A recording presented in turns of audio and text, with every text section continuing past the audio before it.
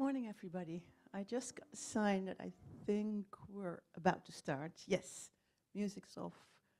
Doors are, well, not closed, not really closed, but welcome. Please do come in. Um, Again, welcome. Also, welcome to people who are following this conference hybrid. Very sorry that you couldn't be here, but wonderful to know that there's people all over the world watching and following this tutorial. My name is Mirjam Vosmeer. I'm from Amsterdam. I work at the Amsterdam University of Applied Sciences. And yeah, well, I'm really happy to have been invited to give this tutorial to you this morning, 9 o'clock, well, a little bit past 9 already, here at ISMAR in Singapore. I almost feel like I'm opening the conference here, which is quite an honor. Wonderful to be here.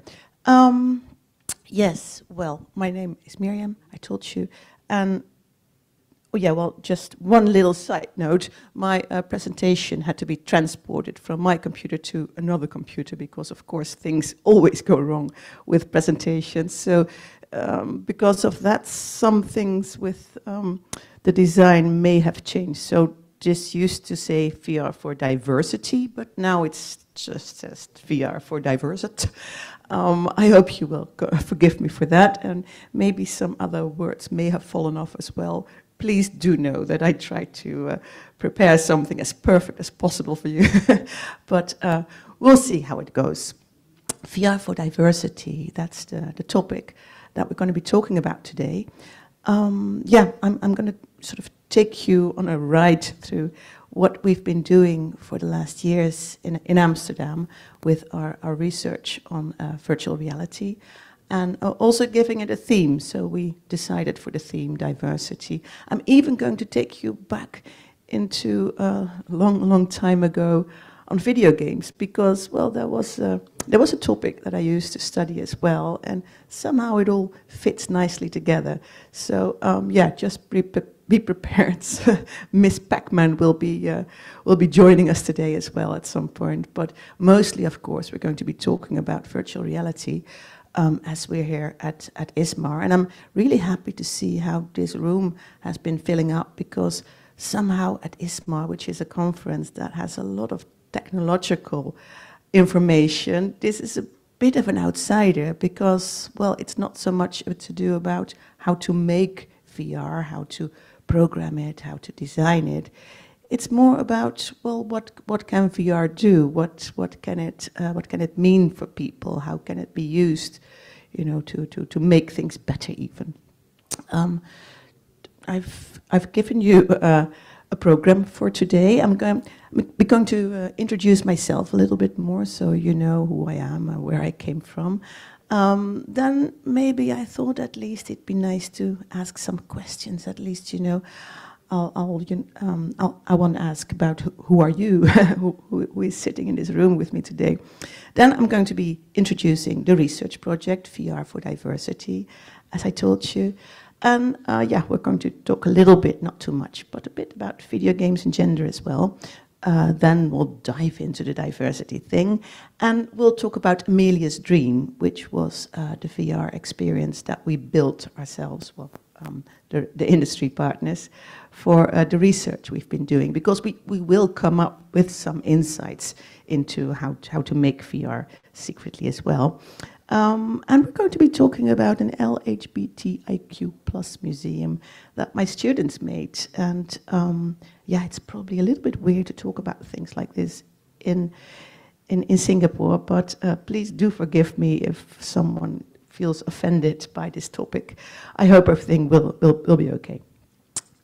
Having said that, about me, I used to be a soap opera writer a long time ago, which has always given me, I don't know, some sort of inspiration how to tell stories. I mean, if you're a soap opera writer, you have to tell stories. You have to be able to do it in a very fast pace. I mean, this was a daily soap in Holland, so scripts have to be written every week. So it gives you, how do you say, like really good hours of writing and telling.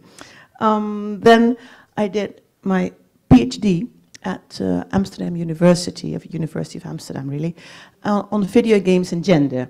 By that time, we're talking a long time ago here, maybe beginning 2000, 2005, then it still was a problem that video games was turning out to be a very masculine-dominated domain.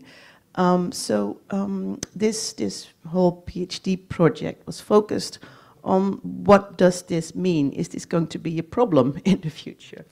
People were worrying about that because it seemed that if only boys play video games and only boys make video games and only boys talk about video games, then young boys will from the beginning of their life have some sort of, an extra into ICT and feel more comfortable with it.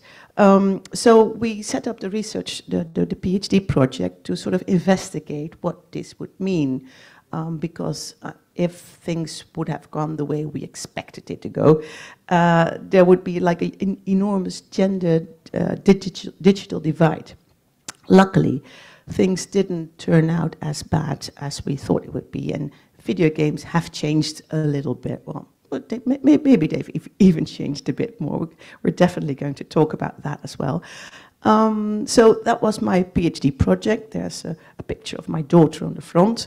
And what I always liked about this picture was that it looks like, almost like an old Dutch painting of a girl sitting at a window and reading a book. But instead of a book, of course, you'll see it. It was her white Nintendo DS. So that was the PhD. Then I started working at HVA, that's the Amsterdam University of Applied Sciences. And there I was lucky enough to enter a project that was called Interactive Cinema. And basically the professor that I was working for said, okay, there's a project, it's called Interactive Cinema. It's a collaborative project with the Amsterdam Film School.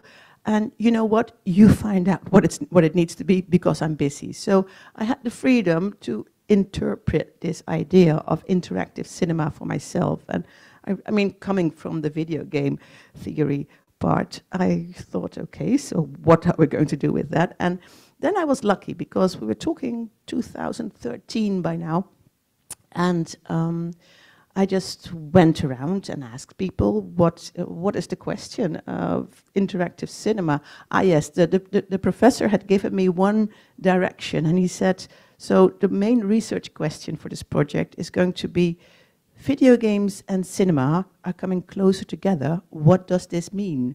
And so I went to ask people this question, what does that mean? And then in 2013, there was this sort of buzz of people saying, well, there's something coming up, it's called an Oculus, and this may be the answer to your question. Video games and cinema are getting closer together. Maybe VR is going to be what you're looking for, or maybe it's an answer to your research question. So, as said, it was a bit of a coincidence almost, because then someone gave me my first VR demo, and then as you can imagine, as a former soap opera writer, I immediately got sort of intrigued by, okay, so this is like a movie that I am in myself, and how am I going to tell stories for that? How am I going to write scripts for a medium that is in 360 around me? So yeah, I decided this is going to be my topic for now on. Why not? So interactive cinema started, we made some work, we did some first explorations. Then we sent in for like a big grant at the Dutch government. And we got a grant to go into, to investigate the topic of storytelling for 360 media, which led us to more VR experiences, more insights, more knowledge, a lot of fun as well, because I think this medium is just really fascinating. And that went so well that we, we asked for another grant, and that we're now talking October 2020. And then the latest research project, VR for Diversity, was started. So this is a little bit where I was coming from. And yeah, so at ISMAR, I already have like a little background. You may have seen me last year when ISMAR. Oh no, this is 2 years ago when ISMAR was, of course, we all remember. Who wouldn't remember? We all remember how the whole world was locked up, and ISMAR was given in Virbela in the online world. And I don't know, maybe one of you is standing over there. So this was me. This was my my avatar, and there I was in the Virbela world giving like a talk like this, but then more about the storytelling part. I thought it was very amusing and very interesting. It was also interesting to see how Virbela was working, because I mean I had been in virtual worlds doing games and stuff. You know, I'd been in Second Life, but yeah, Virbela was like a very serious and a very good opportunity to do more professional things online. So I ended up with the students that I'm teaching in Amsterdam to also have them do their presentations in Virbela. So that had a nice ending. And then last year, someone may have seen this as well. We did a Zoom. I think it was a tutorial, or no, it was a panel. I think last year we did a panel at ISMAR, because you know I had the money.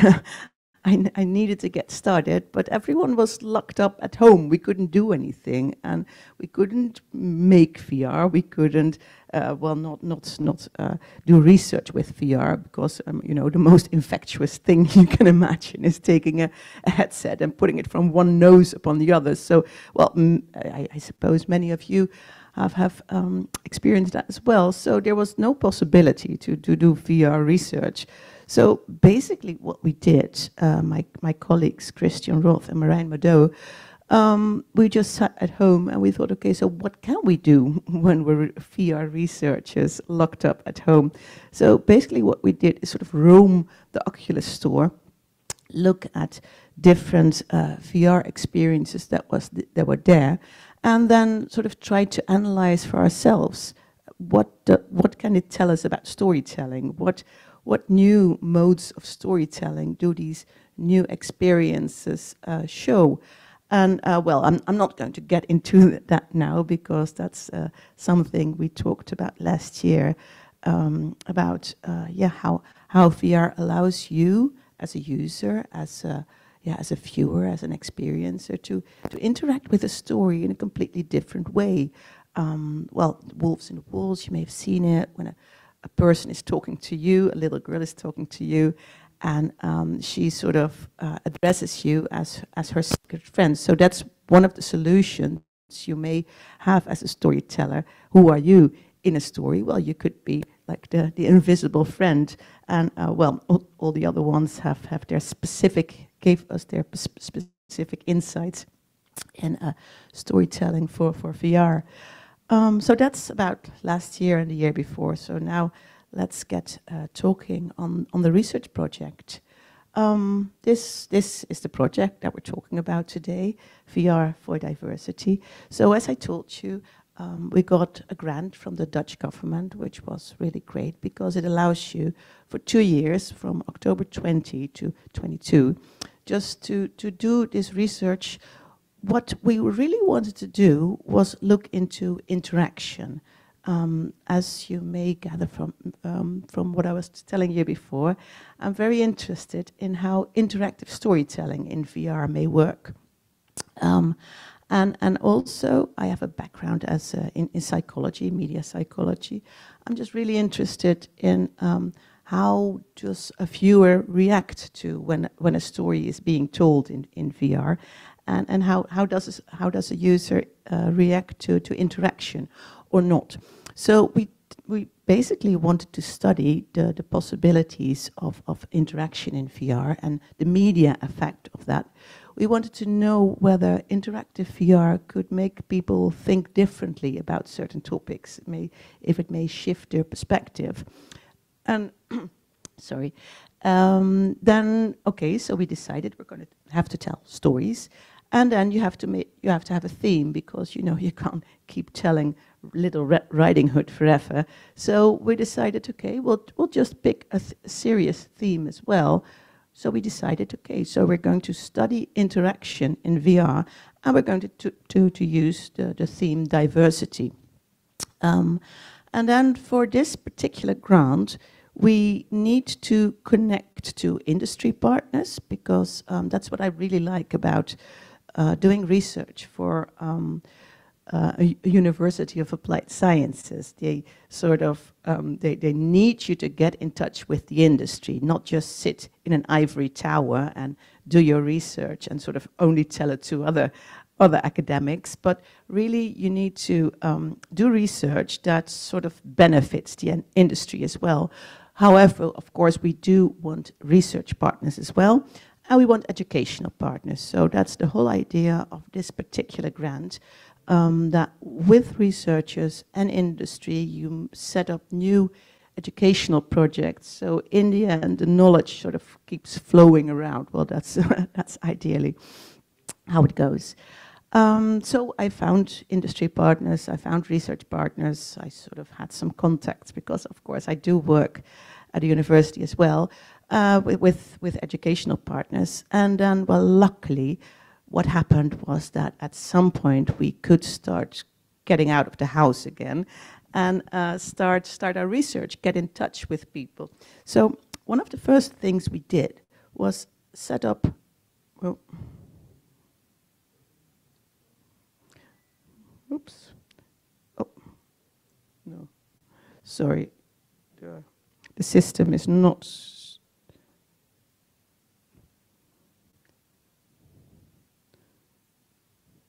system is failing me. Okay, here we go. I think I just have a lag, so I have to be more patient. Tick, this is what we saw, tick.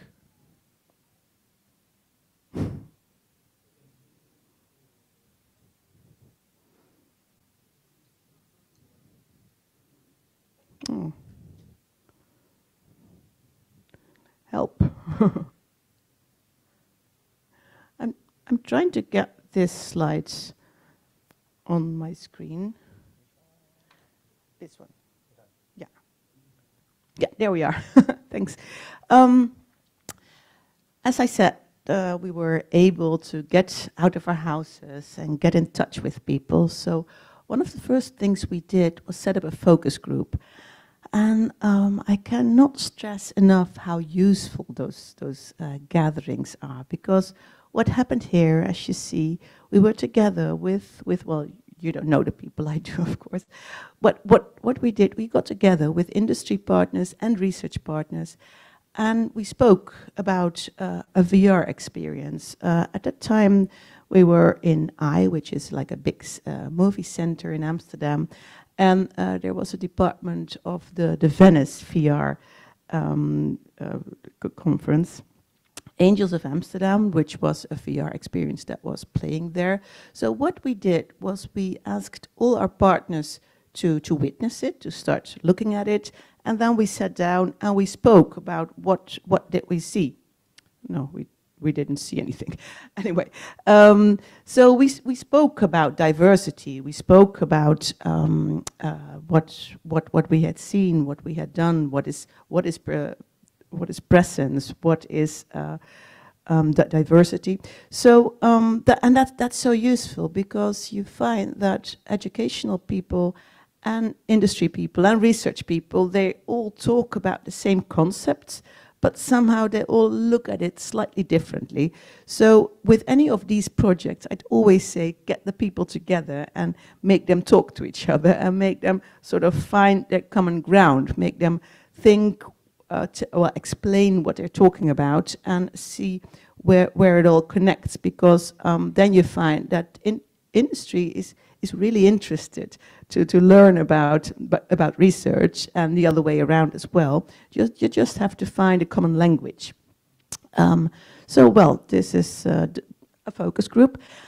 And then finally, we could start working on a script. Well, as a former script writer, I was really enthusiastic about this part, but because here I got to work and get all my all my skills together. So we started working on a script for a VR experience. And then, of course, as I said, we had chosen this topic of diversity. What is diversity? Diversity can, and we found that it means so many different things to different people. It can mean gender diversity, it can mean age diversity, how is VR different for people from different ages. It can mean ethnic diversity, how can VR help us to learn more about different cultural backgrounds. So that was kind of difficult. So we had to choose something, and I realized also that those choices would probably tell more about ourselves than about our public. But we had to get into it.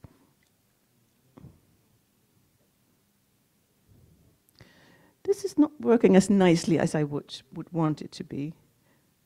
Oh yeah, here we have, this one I missed. This was all the topics we were talking about.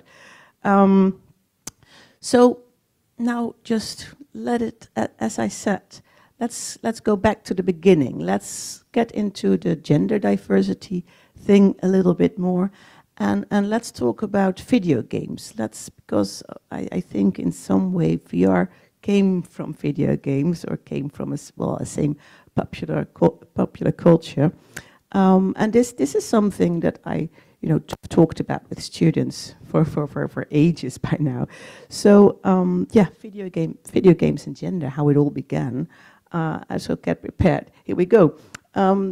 Because with my video games and gender research, as I said, I wanted to learn more about how video games would affect the world when it was just a medium for boys, made for boys and played by boys. So I wanted to go back to the very beginning and think, so what happened? Why has video games always been such a masculine domain? So one of the first questions we wanted to investigate, so how did female characters get into the world of video games? So our research turned out that this was the very first female character in a game, Miss Pac-Man.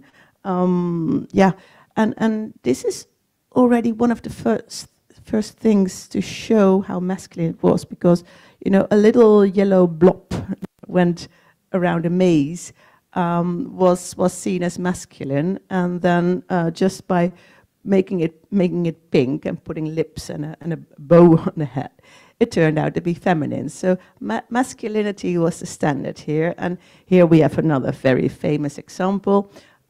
This, of course, is Donkey Kong, and here we see an interesting combination of male and female interpretation as well. Of course, there's Mario. Well, I think it's a predecessor of Mario. Anyway, it's the first Mario as well. He's standing there below, and upstairs is the big nasty guy, the Donkey Kong. And there we have the first vision of Princess Peach. She had a different name then. I think she was Pauline or Toadstool. Anyway, so with Miss Pac-Man, it was about looks, and here with Princess Pauline or Princess Peach, we see it's about the role that she had in the video game. She was the damsel in distress. So it's a typical role for women in popular culture. It has been with us since the beginning of times, almost since the Greek myth. There was this role of a hero who is going out to save a woman, save a lady, save a girl.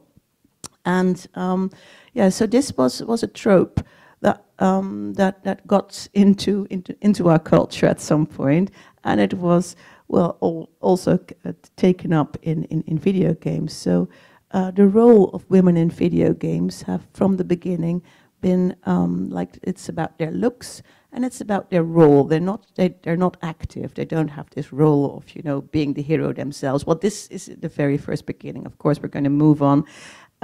So the damsel in distress, and here they are. Here they are a little bit later. So we have Mrs. Pac-Man looking feminine, and Princess Peach being this damsel in distress.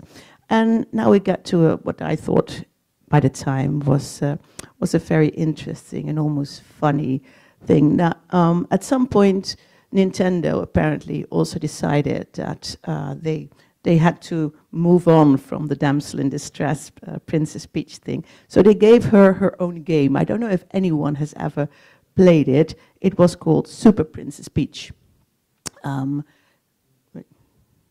Yeah, there we have it for the Nintendo DS. And well, as you saw, my daughter used to have. She was the typical girl gamer, and almost my case study by the time. So of course we acquired Super Princess Peach, and we started playing with it. And this was so much a game made for girls, but from a masculine perspective, because what happened was, and here we go, that the Princess Peach, of course, well, the game was exactly the same setup as it was with Mario. So she got, no, this time Mario got taken away by Donkey Kong, and then Princess Peach had to, you know, to fight all the mushrooms and whatever happens in the game. But, and here we go, her weapons were her emotions. And I thought that was such a masculine interpretation of, you know, what female power is about. So, well, she could get really angry, and then something with fire would happen, or she could get really sad, and then she'd cry big tears, and that would sort of conquer certain obstacles as well, or she could be happy. So, okay, like 1 point going ahead for Nintendo for making a female version, but 1 point taken away again for this specific interpretation of what female weapons would be. Okay, we're not going to stick too long with video games, but of course, this is a lady that we all know, and we've all seen her, and Lara Croft, of course, from Tomb Raider. And she was, like, we were talking about the damsel in distress, and Lara Croft was the first female video game lead who was not in distress. She was her own hero. She was her own, well, she could take care of herself. She could conquer her own enemies. However, and what was interesting is that she was one of the first video game characters who sort of got out of the video game culture and was also, you know, in normal popular culture or the outside popular culture. She was on the covers of magazines. However, the discussion was still very much about her looks. I was always a bit, I don't know, annoyed almost when there were endless discussions about the role of Lara Croft. Was she a role model for girls or eye candy for boys? And it was still about the looks. Well, I mean, as a gamer, you know, at some point you completely forget what she looks like because you just want to play. You just want to, you know, to find the key to get into the temple and then conquer the tiger that is luring. So yeah, good points, bad points. So this is for now, because of course we are going to get back to video games a little bit later. This is for now what I wanted to tell you about video games and gender. When I was making my presentation yesterday, I thought at this point people may want to have a short break, but we can also go on. So anyone wants to have a break or not? No, because we're having tea time at 10:30. I don't know what the time is right now. Okay. Then what I would like to know is a little bit about you as well. So tell me, who's from Singapore here? No one. Everyone's from abroad. Anyone into video game research? A little bit. But most people into virtual reality research, right? So who's from Europe? One person. Oh, yeah, some people from Europe. Okay, hope you've conquered your your jet lag by now, as I have. who's from the States. States, hi.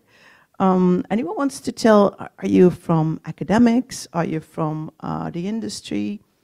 Anyone wants to share what's your outtake in this? Maybe tell us a little bit about where you're from or what.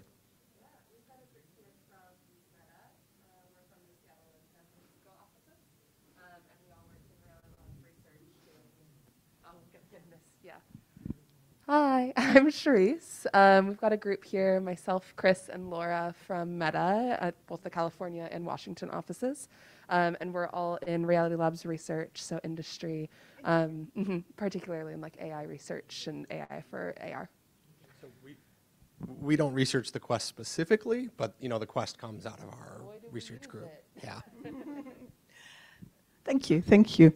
Anyone wants to share a bit? I'm from academic, Osaka University, Japan.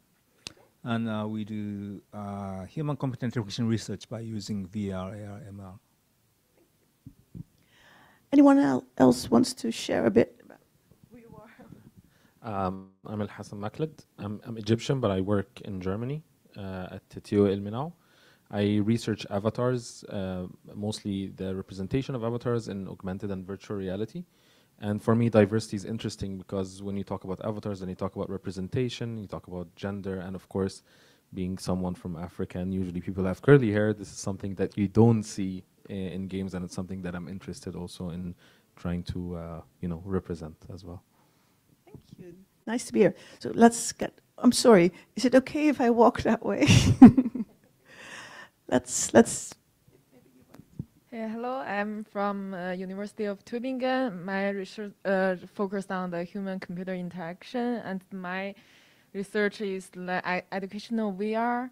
So also I'm interested in what you mentioned, the gender difference, but I think my topic is more focused on how the gender difference between how the users, how they use the VR application. Yeah, but this topic also is very interesting to me. Yeah, thank you.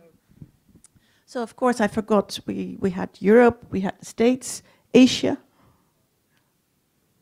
yeah, and Australia. Africa. Yes, please tell us. Thank you so much. Good morning. We are from Empathic Computing Lab from New Zealand. So one of the projects that we do is we use VR because people from different cultures, for example, not all people are able to get interaction with indigenous people. So as they're wearing VR, they can feel how it feels when they talk to indigenous people, like for diversity, for cultural diversity. So yeah, that's one of the applications of VR. We should talk. Yeah, definitely. Thank you. Anyone else wants to share a bit? You want to? Oh, sure. Hey, my name is Mal Rebel. I'm a PhD student at American University, that's in Washington, D.C. And I look into the communication aspects of AR. So I develop, I've for now focused on doctor-to-doctor communication using augmented reality with head-mounted displays, and yeah. Welcome. You want to talk a bit? Okay, let's just go here. You're still following. You first. Well, Hi, I'm Eunseol An, and I'm from GIST in Korea, and I studied human and computer interaction with using VR in autonomous vehicles. So yeah, that's all. Thank you. welcome. Hi everybody, this is Tiago from Ireland. Actually originally Brazilian, but that's where I'm there. So I'm part of the faculty staff there, but I was a researcher, and I do a bit of research in HCI, and also we use applications for augmented reality. And it's very interesting when you're talking about gender, because what we were discovered or find out in the findings was that differences in actually anatomy in females and males, they can lead to some complications. So we take that into very considerations, the anatomic and physiological of this into our studies. So very nice talk. Yeah, I've even heard that the way that women's faces, women's eyes are closer together, and even that can make a slight difference in the way that they experience like a VR experience. Well, thank you for being here. So, okay, we move on, unless someone else wants to talk a little bit. No. Moving on.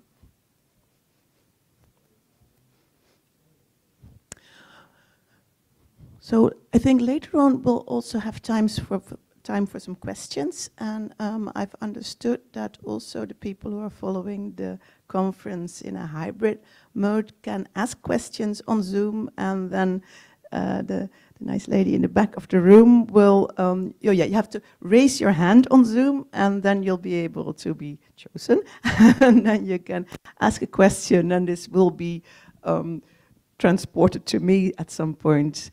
Oh my God, I'm looking at my next slide, and here our problem with the transportation from one system to the other is going to be a problem. Okay, here we go. Amelia's what this says originally is Amelia's dream. Okay, let me explain a little bit to you. Well, you're following my story, me having been locked in at the lockdown, just doing some analysis of VR storytelling in the slide I showed you before, doing an ISMAR panel on that. And then finally, after our focus group that I showed you as well, we could start working on a VR experience. Our theme was diversity, as you know, so we thought, okay, let's keep it, well, at least for me, let's keep it a little bit close to myself, because there's so many topics that, you know, I just want to take step by step. We decided to start with differences between men and women in society, chances, opportunities, and the differences between that. Some of my students were almost offended, and they said, yes, but ma'am, there's so much more than just men and women. You're being so awfully, you know, binaire on this. Okay, we'll talk about that later. I just, you know, I started quietly with how do men and women have different opportunities in society? And we called it Amelia's dream. Amelia was, maybe anyone have heard of it? Did anyone ever hear of Amelia Earhart? Yes, someone has. Welcome. Amelia Earhart was the flying feminist, she was called. She was an aviator, a female pilot. She lived from approximately, well, she was born in 1897, approximately in 1937 she died. But no one really knows, because on her last flight, when she was attempting to fly around the world on her own, she got lost, and she was never found again. So that sort of adds to the myth surrounding Amelia Earhart.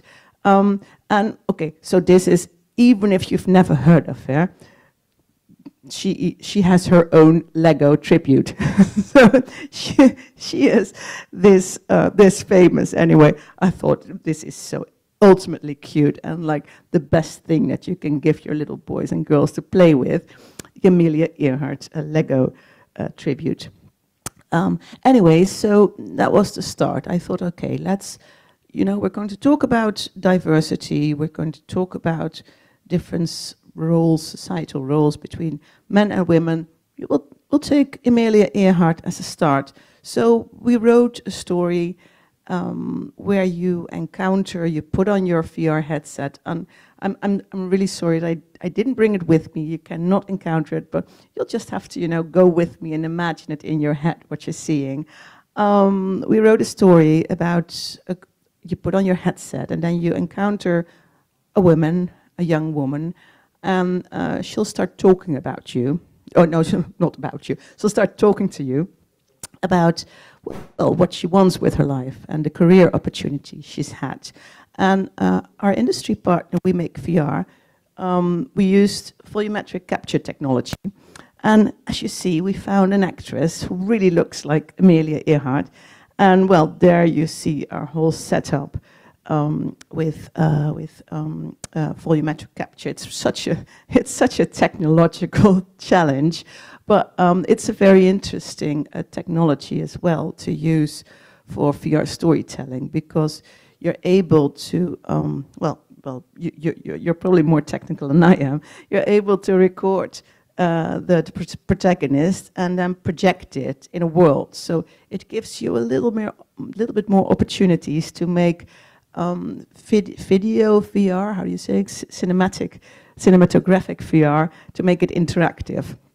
But well, this sounds now, it's going to start very fancy, but we were on a budget, of course, but because, okay, we did have a grant, but it's still a research project. So in the end, it turned out more to look a little bit like Snoopy. But still, I thought it was an amazing project to be working on, also, as I said, for me as a soap opera writer. So then what you put on the headset, Amelia will be sort of in a drawn environment, but she is very real. She'll come up to you and she'll start talking about her career opportunities, that she wants to be a pilot, she says, and then she says she wants to be a politician, and in the end she wants to be a dancer. And with all with all the ideas she had, she'll realize that as a woman she'll have, less opportunities. As a pilot, she will be confronted with the fact that most things around her are designed for men. And as a politician, she will realize that she'll be, well, at least in Holland, and I'll show you some text about that in the next slide. In Holland, female politicians are really being harassed online, much more than male politicians are. And then she wants to be a dancer, and she'll start talking about how she's probably going to be judged on her body and on her looks. So this is the way that we made Amelia's Dream. This is a book that I found really valuable. It's called Invisible Women, and it's exposing data bias in a world designed for men. It's got all these things in it about how medicine, new medicine, are being tested mainly on male participants. So many things in this world are designed for men, like car seats are there. They're always tested on male puppets, and medicine and spacesuits. There's online hate against female politicians and women being judged on their looks. So those are the topics that Amelia will start talking to you about in this VR experience. And at some point you'll have this, again, apologies for the design that went wrong.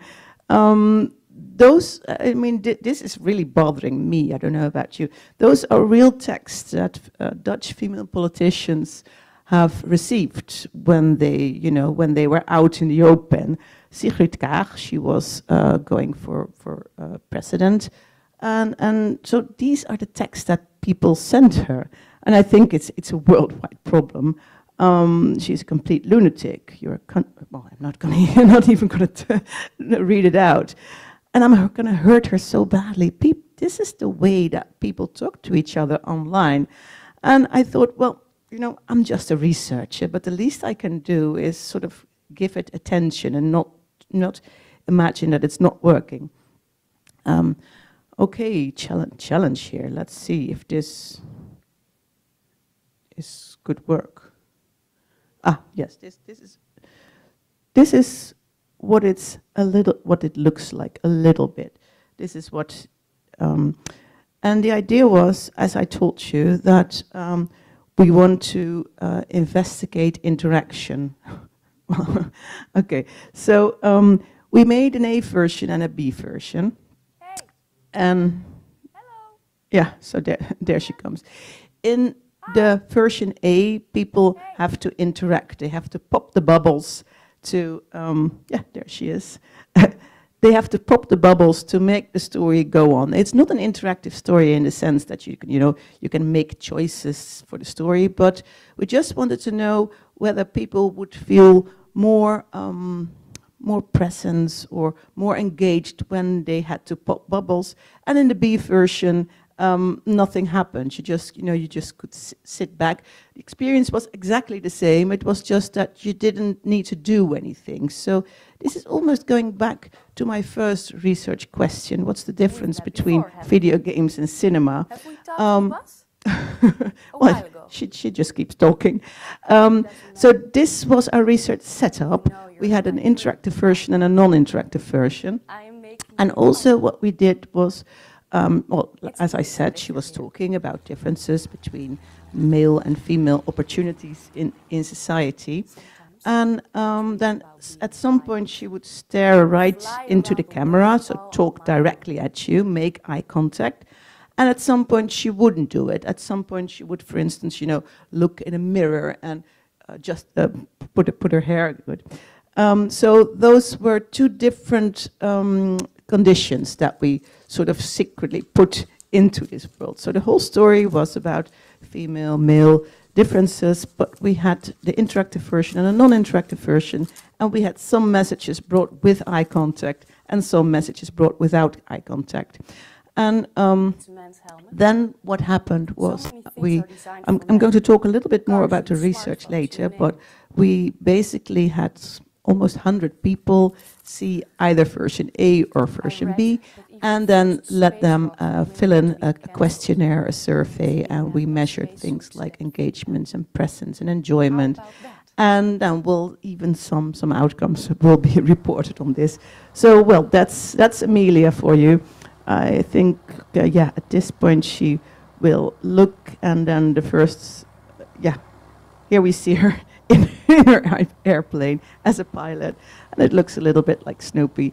But I think this was actually a really nice technology to be able to combine the cartoon-like features and the cinematic features. So that's what, yeah, what this technology will do to you. Also, it makes you play with proportions. So you can make her like very small or very big, and in the end, we're also making her dance like a little ballerina in a box, so a box opening, and she's dancing. So this was also for our industry partners like very interesting to work with, to see how volumetric capture technology can work in in presentations like this. So, and here you watch the text that we discussed earlier. So, well, we're not going to watch the whole Amelia. So, see, yeah. As said, it's about societal inequalities between men and women. An A/B test, an interactive version and a non-interactive. The gaze test, eye contact versus no eye contact, more than 100 respondents. This is when I realized how difficult it is to do VR research. Like, I mean, you've done your lab research, but to have 100 people watch a VR experience, you have to make them do the onboarding and be aware of it may be first-time users. You have to be aware whether they are going to fall down or feel dizzy. So I thought more than 100 respondents. Of course, we would have wanted to have more, but 100 was already very interesting. Yeah, so here we move a little bit with, this is, well, those are the 100 people. This is the survey that they filled out. And so the research questions. Does interaction lead to better recall of content? So this was our A/B test. Well, you've been informed now about the stories that we were sharing, and in the A/B test, we wanted to know if people would, if they had the opportunity to tick bubbles and to be active in the story, would that lead to better recall of societal inequalities? Does it lead to higher appeal, interest, and insight? Do they find the content more interesting when they have been engaged, when they may have felt that they're, actually a part of it? And does direct eye gaze versus averted eye gaze have an impact on information encoding, like recognition? Does a message in VR come across better when the protagonist is directly looking at you? Okay, so those were our questions. As said, we had the researchers from the VU, well, I don't think I said that. It's the Free University in Amsterdam. Thilo Hartman, maybe someone has, he's been publishing a lot on social interaction in media, and he's now also moved on to include virtual reality social interaction. So I was very lucky to have him aboard as well. You did see his picture previously. He was in the focus group with his co-worker, Michel Barreda. And they worked out the whole part with the questionnaires. So those were their slides. So we see that the recognition was higher in the interactive versus the non-interactive condition. And that was even, the proportion of correct recall minus false recall. So in the interactive version, people remembered better. And the perceived persuasive appeal of the application, interest and insights into the topic, higher in interactive versus non-interactive. So people who were in the interactive version had more appeal, more interest, and more insight.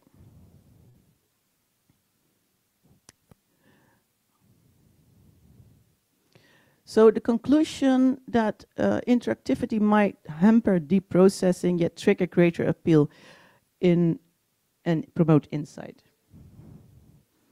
And then this for me was the most interesting part. So does direct eye gaze versus averted eye gaze have the virtual agents have an impact on information encoding? And this is almost stuff that I feel this is going to be, how do you say it? Almost a little bit scary to know these things, because and now I'm going a little bit outside the topic. With the upcoming metaverse, people are going to be making more and more advertisements and commercial content in VR. So this direct eye gaze, at some point I think, do we want to investigate this? Because we definitely found a difference there as well, that eye gaze definitely had an impact on the amount of information that was being recalled. The eye gaze seems to support deeper processing. So yeah, it's almost a scary idea that we managed to.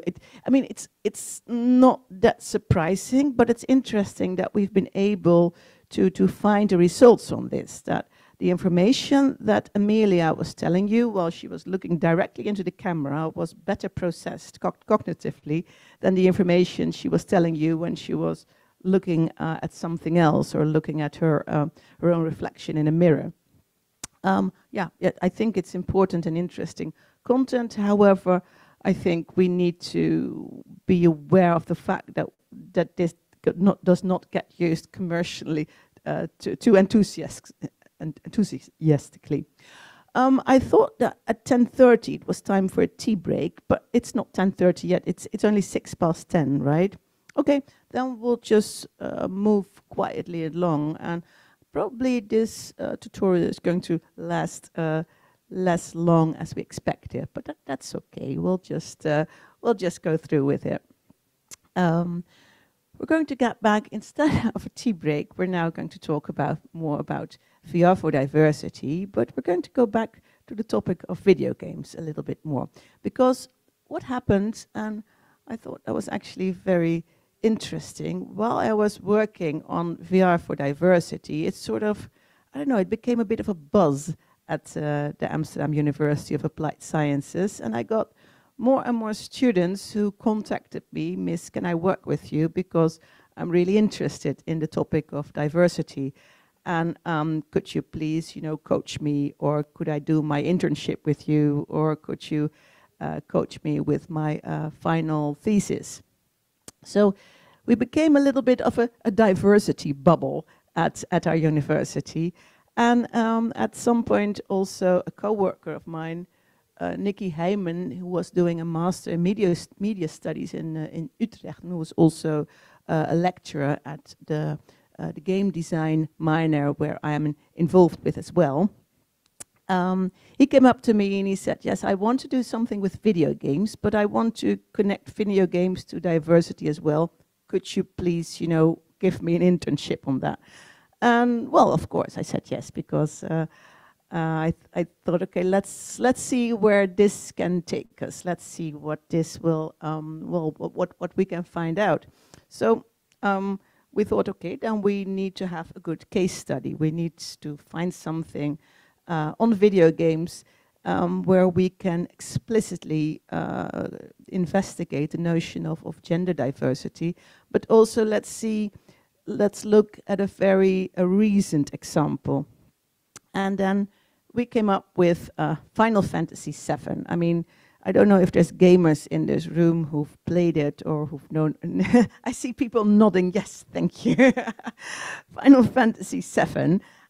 It's considered one of the best video games ever made. It's got an immense story. It's an amazing world. 1997, so that's quite a while ago. Then 2 years ago, it was announced that there was going to be like a remake. That's what people do nowadays. They even make remakes of video games. It's like, you know, taking an old movie and doing like a later remake. So Square Enix decided to make a complete new Final Fantasy VII. It's called the Final Fantasy VII Remake. It's the first part. Oh yeah, they're going to do it in many parts. It's amazing. So the first part of Final Fantasy Remake was presented in 2020. And here we see this was what it used to look like. You know, you got your very pointy avatars. And this is the new version. So yeah, it looks amazingly different. And still the story is the same, so that's wonderful. So this was our case study for our gender diversity topic, because Final Fantasy VII featured some pretty homophobic scenes. So this was still in '97. This, you know, you could do this. You could work with jokes about it. And well, Cloud, that was the guy who's, you know, the main character. We saw him in the previous slide. At some point in the story, we're not going to go too deep in it. The fact is, he has to cross-dress. He has to dress up as a woman to save the girl. Okay, so it's another outtake of a damsel in distress. He has to secretly enter a building dressed as a woman to save Aerith. And this is, so here we see him in the '97 version, dressed in a frock, and well, you see from the look on his face, he's not too happy about it, and he gets laughed at. Everyone is just making fun of him, and it's taken for granted that, you know, this being dressed up as a woman, it's really the most humorous thing that you can imagine. What a joke.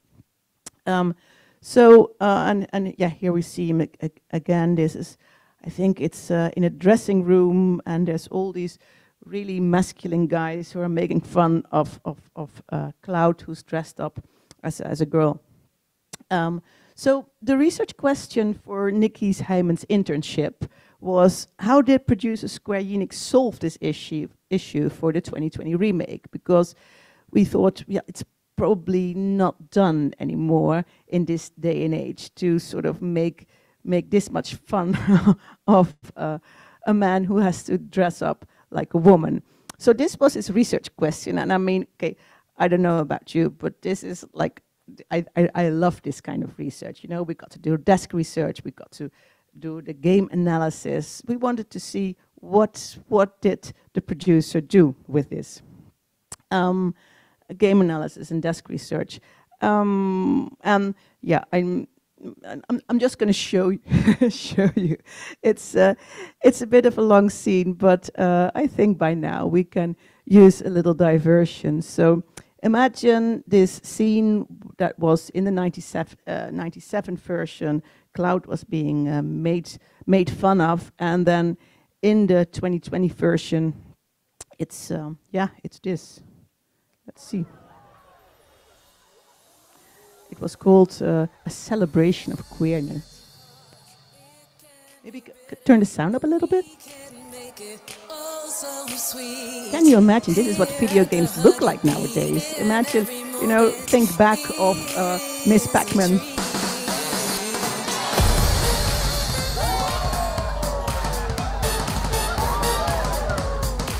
We're in a nightclub, obviously.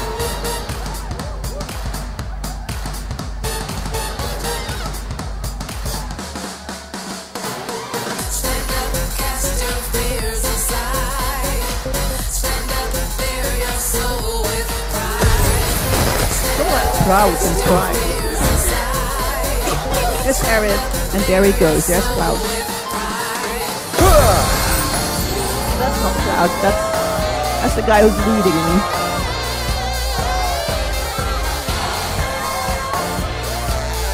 Welcome to the Honeybee Inn, Cloud. You seek my approval, do you? I understand. But those who crave my favor must first prove that they know how to move.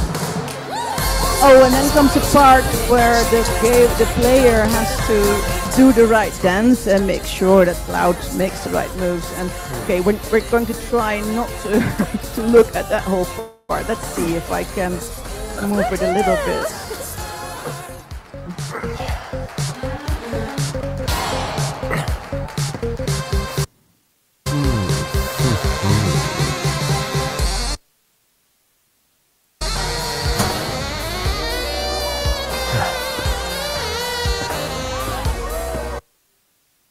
I don't want to have to make you watch the whole part, but I'm not really sure how. Think you can follow my lead? If we can move into the video a little bit further.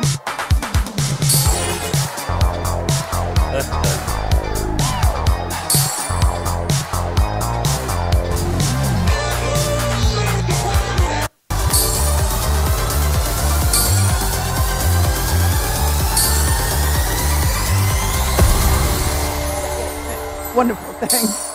It's okay, we didn't have to watch the whole. So this is the end of the dance. Nice moves! And then what you see, and I think this is really important, he's not being laughed at anymore. He's being applauded. Everyone thinks he's doing a wonderful job. And those are, of course, that's an important part about representation of gender as well. Honey, what's the reaction of, well, yes. He's being Yes, I applauded. will transform you into a vision of beauty. Now, without further ado, let us begin!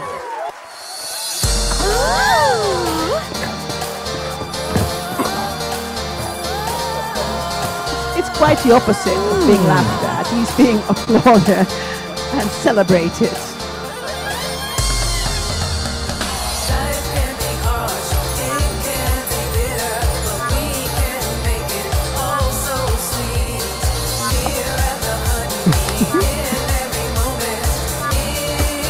You were born for this. Well, I think Square Enix did a fairly well try at, not making it feel like he's being ridiculed anymore. It's celebrated, and I think they did a really nice job with that.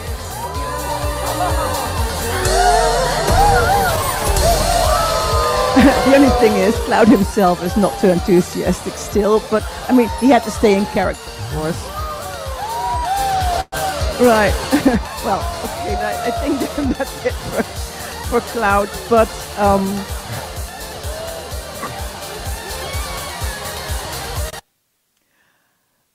so that was a little bit more about video games and gender, and as I said, this was the research project of my intern. So yeah, he wrote a paper about it, and we presented it at DIGRA, the Digital Games Conference, and I think it was a wonderful project, and it also fitted the whole diversity idea. And well, research like this, it may not be, technologically interesting, but somehow in the whole field of trying to figure out how video games and gender is moving forward, I think this was a lovely endeavor.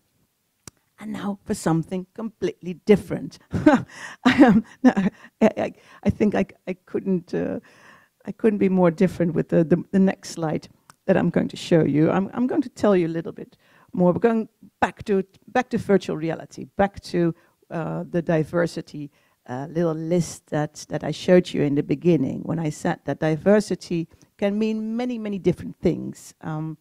Of course, well, we've talked about gender diversity now. We've talked about different opportunities in life, but we also I mentioned age diversity.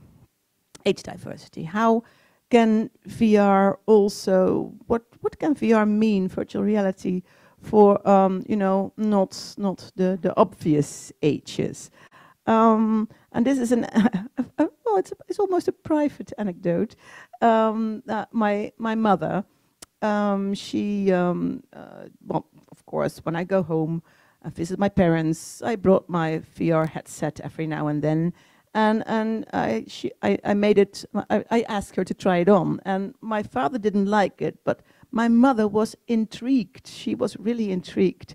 And so, well, well, we ended up me visiting them and she sitting with the headset on all the time. So at some point, my brother and I decided, and also because I thought, well, I've used my daughter as a case study, and I thought, okay, why not use my mum as a case study as well? So yeah, here we see my mother with, this was, a couple of years ago. No, I know exactly. It was 2020. In 2020, in January, we decided to give her, this was the Oculus Go. It's been taken out of production, and this is really something that the world maybe should acknowledge at some point. It was really very useful for people like my mum, who, they don't want difficult controllers. The Oculus Go just had one little controller with, I think it only has 2 buttons, maybe 3. So she was really happy to have her own headset. And well, it's been mentioned before, what happened then was that the world got into lockdown. And it turned out to be like the most perfect present ever. Because for her, as of course, 74 being a risk group, my parents were advised not to leave the house at almost, the regular things, doing a little shopping. And my mom is like an adventurous person. She wants to go out, she wants to travel, she wants to get in the car and go to France and go to Germany and whatever. And here she was just being in the house.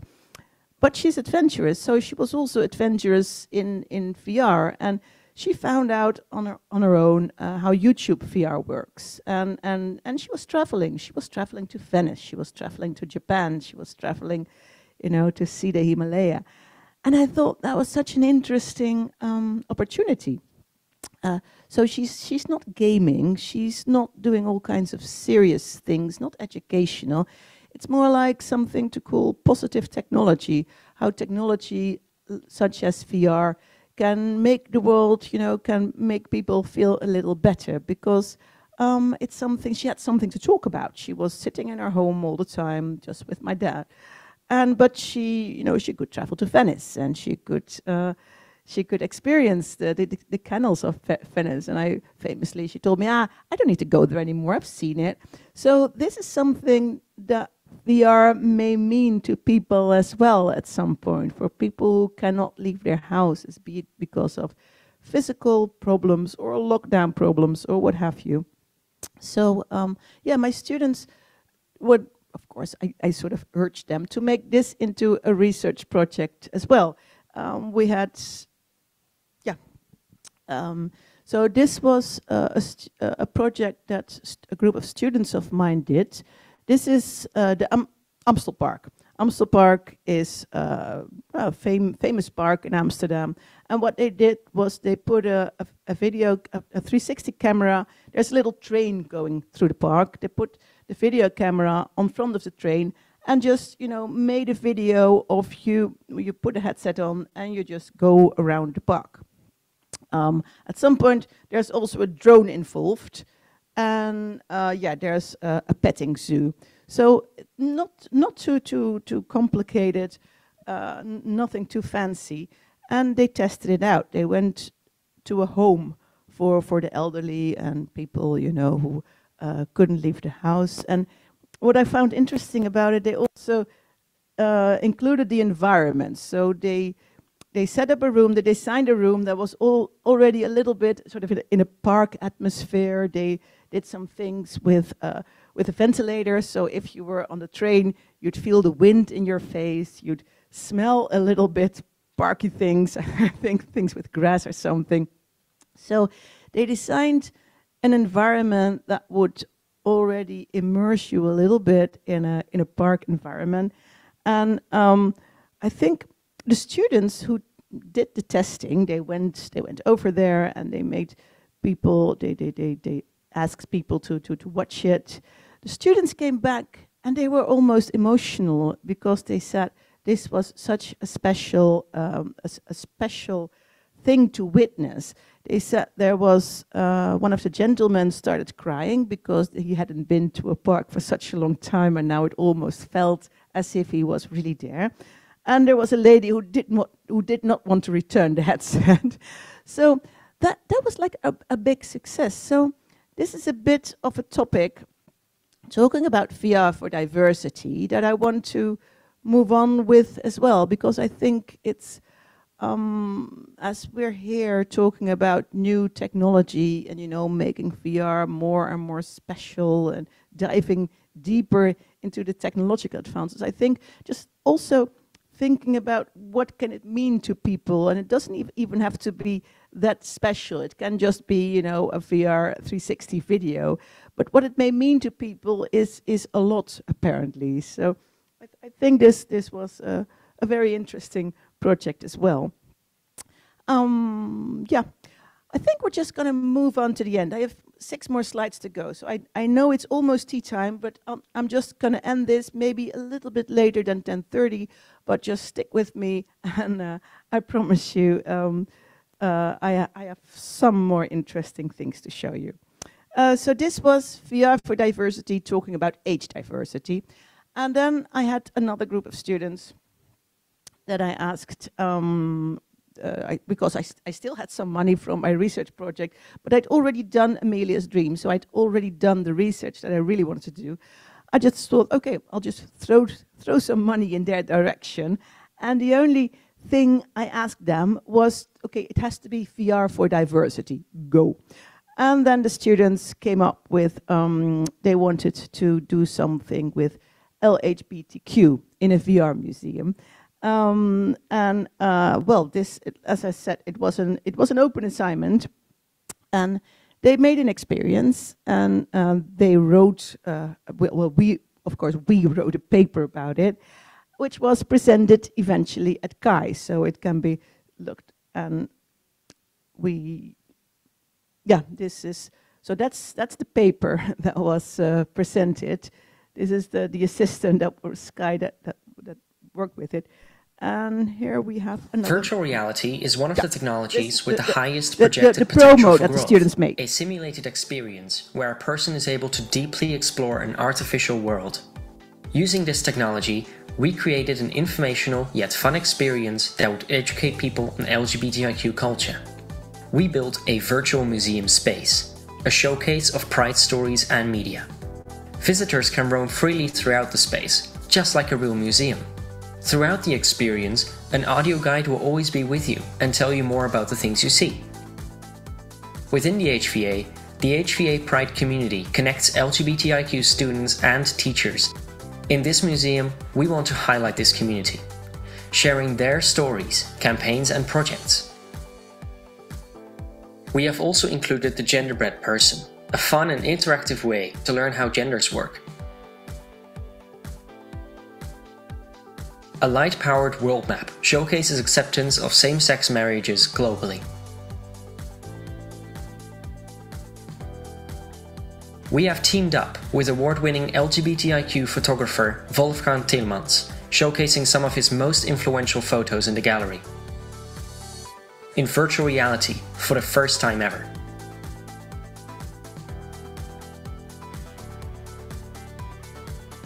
In virtual reality, we can achieve things that would be physically impossible.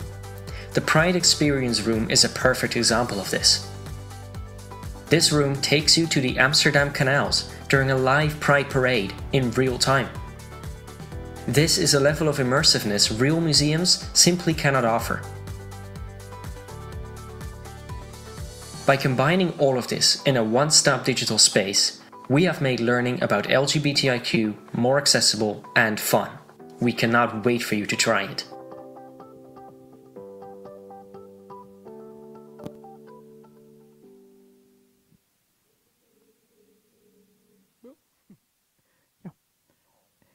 Is the mic still? Yeah, mic's still on. So that was another student project, and you can imagine how I am as a teacher. I was really happy to see this happening, and these people were just so devoted. So yeah, no, not again. So and then there's one upcoming project. Maybe I can tell you about that next year, hopefully again at ISMAR, because yeah, we're going to use an interactive narrative in VR to tell about different sites to historical events, and we're going to focus on decolonialization. In Europe, it's a thing at the moment. For instance, in places like Portugal, but also in Holland, how we look at our art, at the historical art museums, and well, we have, you know, in Rijksmuseum, the big museum in Amsterdam, there's all these paintings of our colonial past with, you know, enormous images of plantations, and that used to be brought as like an yeah, a wonderful thing of Dutch history, but now there's like a movement going on, which is really important, I think, that almost urges museums not to just look at it from the Dutch perspective, but also with, if you have an image of a plantation, that like almost a disclaimer is being added, saying that, you know, for the people who were working on the plantations, life wasn't nice at all. And those plantations weren't as glorious for them. So this is what our last VR for Diversity project is going to be like, interactive narratives to tell different sides to historical events. And for instance, also show how people nowadays look at these paintings, descending from either the persons who were made slave or the slave owners. So yeah, I think this, I really do hope that this is going to be an interesting project as well. And well, this is what we did for VR for Diversity. And yeah, I think we've exactly made it to the tea break. This is the output that we've made thus far. We have the paper about Final Fantasy, we have the paper about the virtual museum, we've got a paper about Amelia's Dream, and we've got the paper, the first thing I was telling you about, the exploring narrative novelties, when we were analyzing storytelling ways in VR.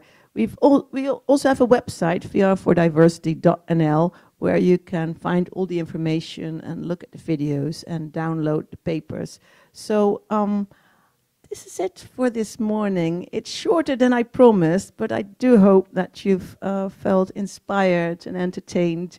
And this is the final slide. Thank you so much for your attention.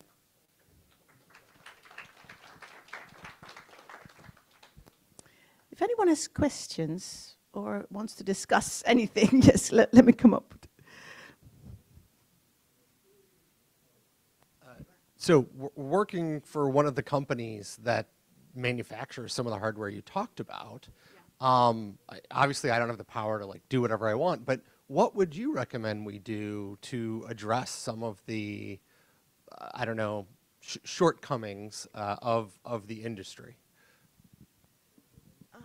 My recommendation would, for starters, be to make sure that you have a gender inequality, not have gender inequalities in the industry. So make sure that when you have your production teams, that you have, well, all kinds of people and not just, you know, the regular ones. So make sure you have women aboard, you have people from all kinds of different backgrounds, you have people from different genders, whatever it may be. And I think that could be a really good start to make sure that the industry becomes more and more inclusive. I think inclusivity is going to be one of the most important aspects to grow as an industry and as a field. Thank you for the question. Anyone?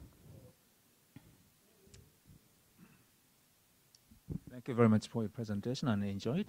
And I think that you seems doing a lot of research related on in theme of diversity. But at the same time, I think the VR itself has a sort of the potential, kind of potential to overcome this diversity. Means that probably I think the communication in VR environment may probably makes it easy for ethnic communicate between those among people who has ethnic diversities. Well, they probably, I think that, or some other kind of things. So have you ever thought of doing some research in that aspect? Or what do you think we can do for that kind of diversity research? Thank you for the question. That's an interesting one. Well, I think this started with Chris Milk, who declared VR as, what was it, the empathy machine, to make sort of that VR would be a medium that allows you to step into another one's shoes. I think it's an important aspect to investigate, but not take for granted. And with taken for granted, I mean, I come from communication science, and there's a huge body of literature and research on media effects.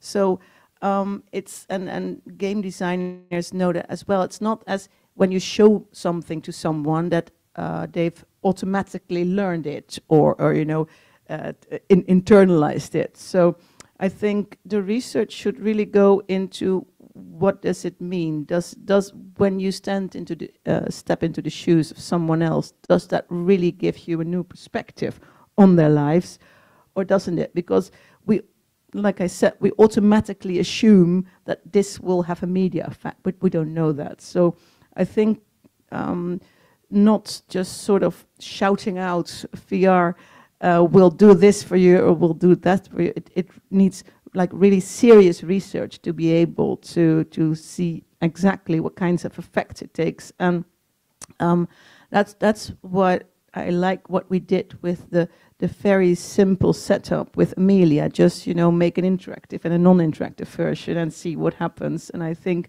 that for being able to investigate the impact and the media effect of VR, we should really look at, you know, communication science and take their methods and their theories to see what VR may really do to you. But thank you for the question. I hope this is some kind of answer. Is there anyone in the room who wants to react to this question as well? Because I do think that some people mentioned that they were working from this perspective.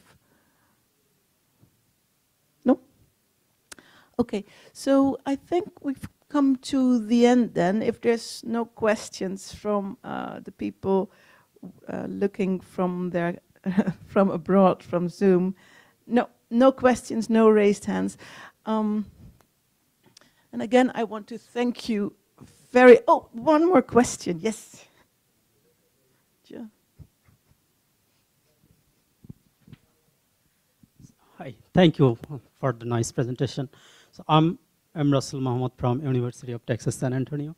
So maybe my question is out of scope, but I still wanted to ask, so the diversity is this kind of thing, does those have any effect on cyber sickness or balance or like any kind of those things? Did you investigate or any of your project investigate that kind of thing? Thank you for the question.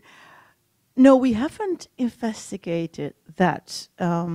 It's like, you mean from the perspective of the user, how different users will react to the same VR content. Is there someone in the room who is looking in that? No. I think when you mention cyber sickness, I think one of the small facts that I have learned about is that, for instance, women tend to feel be affected by cyber sickness more often, but it turned out this wasn't that didn't have anything to do with gender. It had to be it had to do with the fact that women's eyes, maybe because they're somewhat built smaller, their eyes may be closer together. So and here we actually go back to what in Amelia's dream we talked about. When most technology is built for a male standard. So some aspects of cyber sickness with VR may have to do with the fact that it's mainly tested on male participants. I hope this was a bit of an answer. There's probably lots more to say about that. Thank you.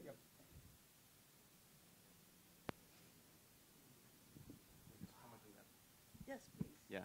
No, just a comment on that. So the group that we have there in the university, so what we try to do is always ensure gender balance in all of the tests that we do. Okay, so we look at performance, we look at like subjective information, all of this. So one of my friends, she was only working for cyber sickness, trying to understand cyber sickness, and there was no difference actually in terms of cyber sickness. What we actually found was, in terms of like kind of performance, some of the groups, like for example, female groups, they performed better for some of the tasks differently.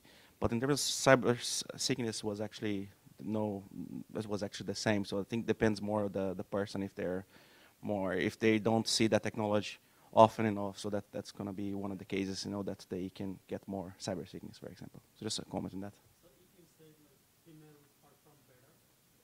Sorry, say it again. If you say female perform better in your research or in your practice. Female what? Female. In some tasks, yes. So for example, tasks that require them to learning, like for example, short-term learning. So that most of the, I don't know what you want to comment that. You look for gender, right, as well?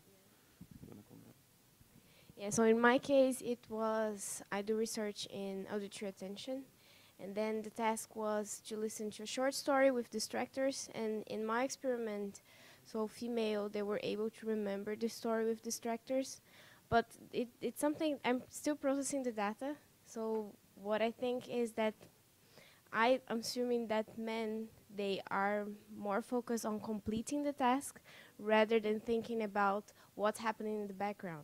But women, on the other hand, they try to pay attention to everything, so they try to process everything that's happening in the virtual environment. So at the end, they were able to remember details of the virtual environment and the story they were listening to, but men, they were just able to focus on the task.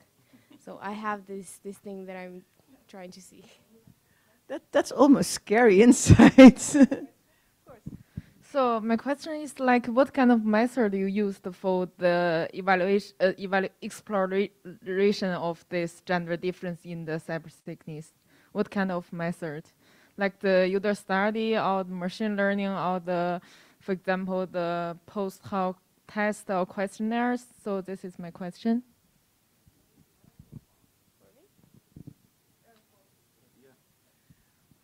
So actually, the protocol that we have, actually, we can share that, with you. But in terms of cyber, all of those we do a pre-test and a post-test. So pre-test we do like baseline of like physiological responses, and then questionnaires for cyber, for example, before how are you feeling? So you have any cyber sickness, all of that. So then they do a test, and then after the test, there's a second questionnaire. In that questionnaire, they say what rate. So maybe because they took like maybe 5 minutes, 10 minutes, they actually forgot the answers. So they actually see, before was cyber sickness of 3, now it's a 4. They don't even realize that there's a difference, but there is a difference in that. So that's why sometimes you can even get like negative values, because they can say, I feel nothing now, but before I was like a negative.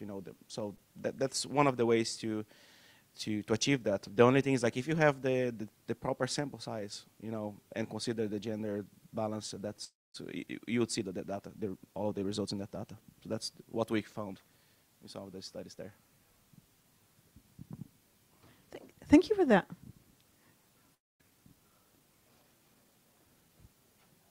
Well, you got quite an answer.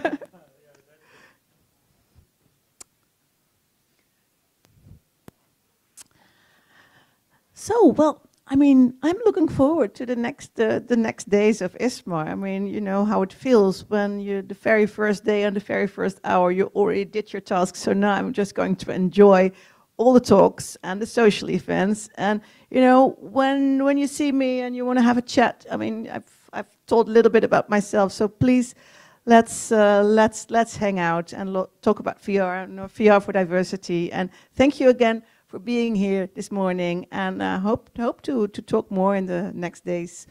Bye everyone at home as well.